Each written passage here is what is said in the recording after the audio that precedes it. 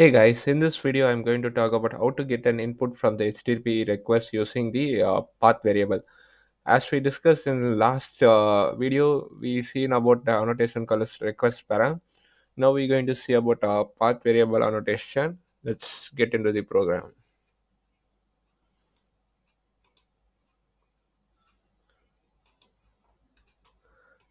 I'm using the same example. I'm I'm going to return the another method public. This method also will return a string m3. Here annotation we use a path variable int id. Then this method will return a string return id is to plus id.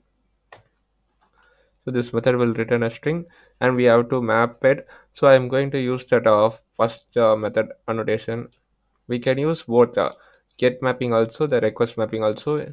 So in this method I'm going to use request mapping annotation. So I'm going to write the URL as m3 and the method is same. It is HTTP get request method. Then we have to give the path. Okay, here we have to give curly braces and we have to give this ID. Here there is variable name. No, that same name we have to give here. So this is the path variable syntax. Let's save it and then run our application.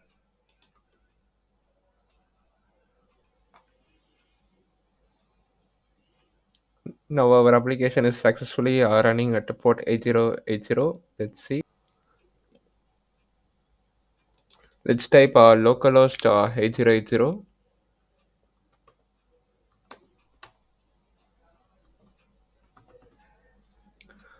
slash our method name m3 and then a value. I'm giving a 2. I'm giving 3. See id equal to 3. This is the another way to get the input from the request.